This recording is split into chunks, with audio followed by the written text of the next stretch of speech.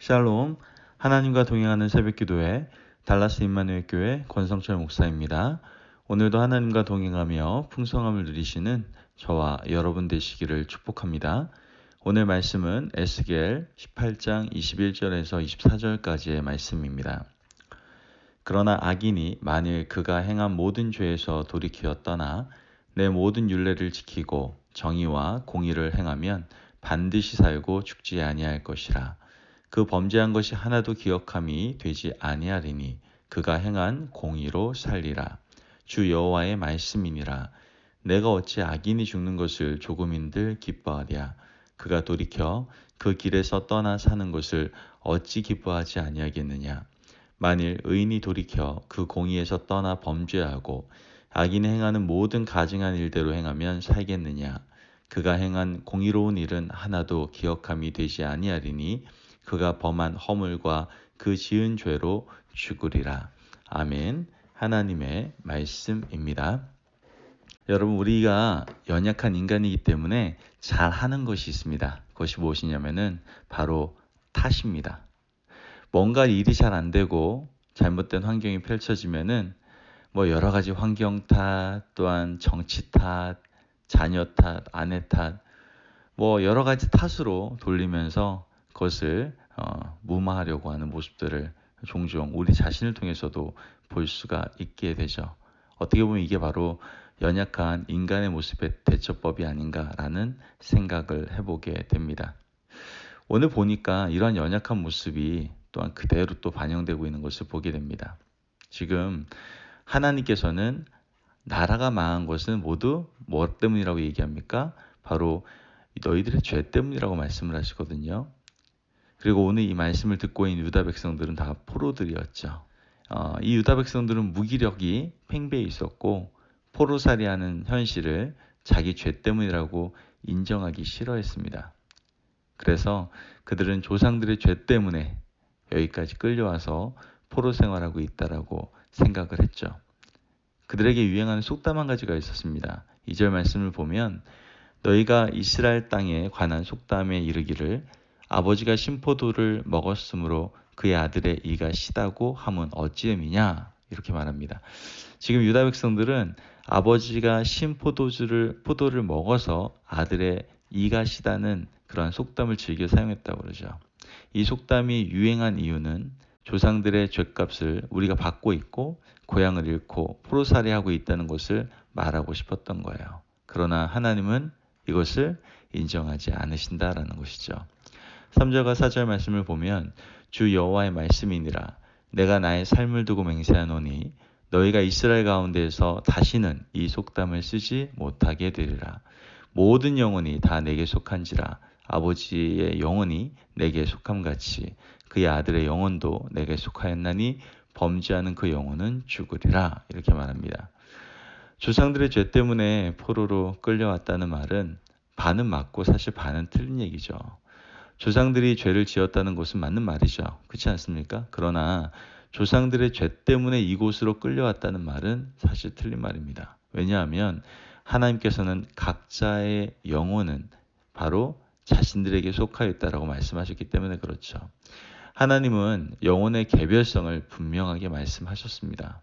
조상들은 이미 그들이 지은 죄로 심판을 받았어요. 아합도 이세벨도 그들의 죄값을 치르고 비참한 죽음으로 하나님의 심판을 받았죠. 선한 사람은 선한 사람대로 하나님의 상급을 받게 되는 것이고요. 결국 조상들의 죄가 유전이 되어서 내려온다. 그것을 우리는 반드시 받을 수밖에 없는 것이다 라고 하는 것은 옳은 것은 아니다라는 것이죠. 그런데 우리는 여전히 조상 탓, 부모 탓, 환경 탓, 또한 사회 탓을 하죠. 하나님께서는 환경을 극복하는 것은 바로 자기 자신의 몫이라고 말씀을 하시는 거예요. 부모가 죄악에 젖어서 죄를 짓고 악을 행하고 하나님께서 기뻐하시지 않는 일을 한다면 그 영향이 누구에게 흘러갑니까? 자녀들에게 흘러갈 수밖에 없죠. 그것이 죄의 유전이라고 하면 유전이겠죠. 하지만 주어진 환경을 극복하는 것은 바로 누가 할 일이에요? 바로 유다 백성들이 할 일이었다라는 거예요. 성경을 보면 이런 불행 환경에 처한 사람들이 붙잡고 붙들고 지켜나가야 될 것이 무엇인지를 말씀하고 있습니다. 5절 말씀 보면 사람이 만일 의로워서 정의와 공의를 따라 행하며 라고 얘기하죠. 하나님께서는 정의와 공의를 자주 말씀하셨어요. 이 정의와 공의는요, 이사야 선지자와 예레미야를 흘러 에스겔까지 이렇게 면면이 흐르는 하나님의 핵심 말씀임을 우리는 알게 됩니다. 정의는요, 개별적인 기준이 아니라 뭐예요? 말씀에 근거한 것을 이야기하고 있는 거예요. 말씀대로 행하고 말씀대로 사는 것을 하나님은 정의라고 말씀을 하신다는 것이죠.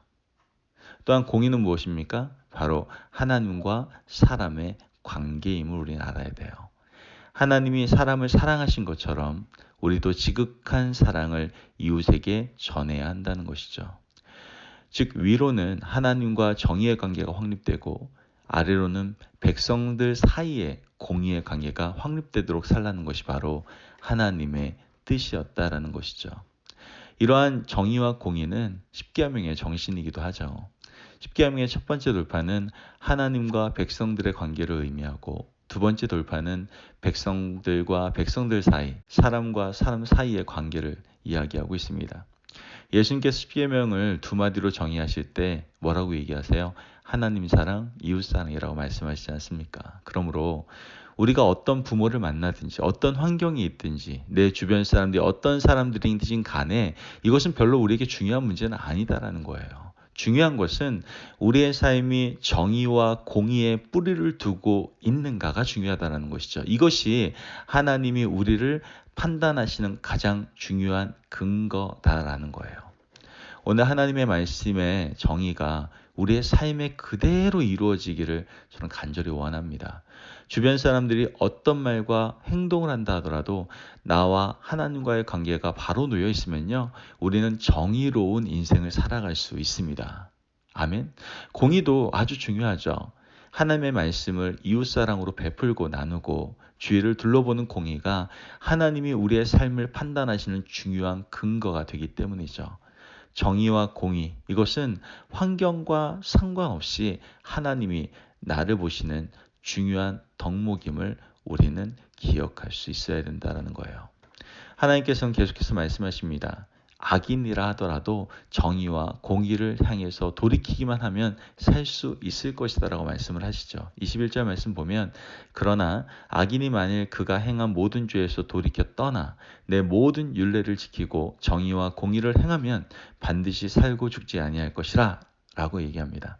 악인이라도 지금 회개하고 돌아와 하나님과의 관계를 새롭게 회복하고 이웃과의 관계에서 공의를 행하면 죽지 않고 살 것이라고 분명히 말씀하시고 계신다라는 거죠. 반면에 선한 사람이라도 악으로 다시 돌아가 버리면 그는 하나님이 심판하실 것이다라고 분명히 얘기하고 있다라는 거예요. 24절 말씀을 보면 만일 의인이 돌이켜 그 공의에서 떠나 범죄하고 악인이 행하는 모든 가증한 일대로 행하면 살겠느냐? 그가 행한 공의로운 일은 하나도 기억함이 되지 아니하리니 그가 그 범한 허물과 그 지은 죄로 죽으리라. 이렇게 말합니다. 하나님께서는 돌이킴을 가장 중요한 키워드로 보시고 계시는 거예요. 악한 사람들이 돌이켜 정의와 공의를 행하면 살 것이고 선한 사람이라 하더라도 악으로 돌아가면 그 죄로 인하여 죽을 것이다라고 말씀하시고 계신다라는 거예요. 단순하지만 명쾌한 말씀 우리에게 주시는 것이죠. 오늘 하루를 살아가면서 환경과 사람을 탓하지 않기를 간절히 바랍니다. 우리는 하나님의 정의와 공의를 행하며 살아갈 수 있는 그러한 책임감 있는 크리스찬들이 되어야 될 줄을 믿어요. 어떤 상황과 환경 때문에 나는 정의를 구현할 수 없다고 공의를 행할 수 없다고 이건 다 핑계입니다. 우리는 어떠한 상황과 환경 가운데서도 하나님의 정의, 그 말씀대로 지키며 살아가는 것, 또한 공의, 이웃과의 모든 관계 가운데에서 우리가 하나님의 사랑을 흘려보내며 살아가는 것, 이러한 삶을 살아가는 책임감 있는 크리스찬의 삶을 우리가 살아갈 때 이 어둡고 험난한 이 세상 가운데 우리는 승리하며 살아갈 수가 있게 된다는 것이죠.